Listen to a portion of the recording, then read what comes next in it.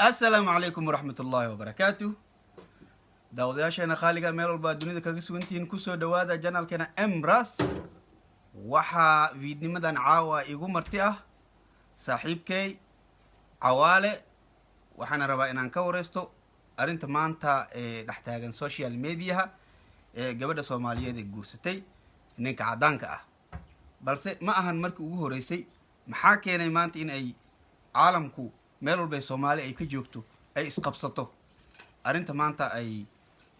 gabadheena Soomaaliyeed ay samaysay marka Cawaale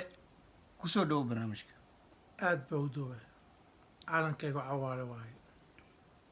ay su'aasha ugu horeyso aan rab inaan ku weydiiyo waxay tahay social media maanta waxa meereysanaysa in gabadhii noogu jirtay sanadka in ay maanta ay guursatay maxaa la lahaa nin cadaan ah maxaa arintaas ka leedahay oo wax laga yaabo haye oo ummadii ka yaabisay annagana naga yaabisay oo wax la xawla walaa quwwata illaa billaahi cadiim ah aad wax looga xishoodo weyn marka inkastoo aysan ahayn markii ugu horeysay ay gabar Soomaaliyeed ay nin cadaan ah guursato dad badan hore u jiray sidii Idris Deby hada taqaanid waa nin ajnabi ah aan muslim ahayn wuxuuna qabaa gabar Soomaaliyeed sax maxaa farqi ah u dhaxeeyo in gabadhaasi Soomaaliyeed hore ninka u guursada aan laga hadlin oo laga hadlo maanta gabadhan oo maanta ninka cadaanka guursada iyadu waxay tahay qof siyaasadda ku jirta qof role model ah qof lagu dayanayay kun iyo 10,000 hablood oo Soomaaliyeed iyo 80,000 hablood oo Soomaaliyeed oo shanta Soomaaliyeed balle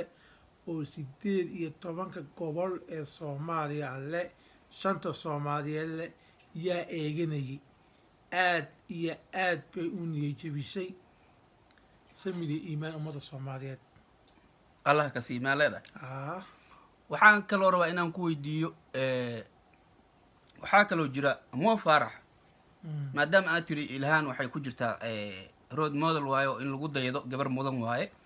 oo siyaasadda meel hadda sare ka gaartay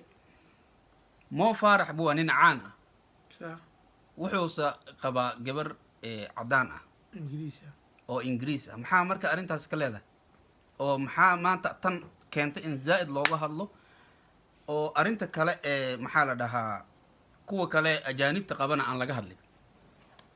wiilku uu guursan karaa haweeney ajaaniba ama diin kale leh ama dhaqan kale leh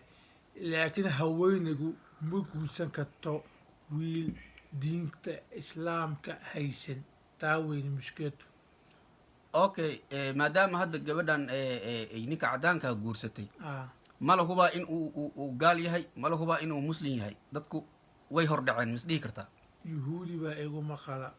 banaka billah marka ma isleedahay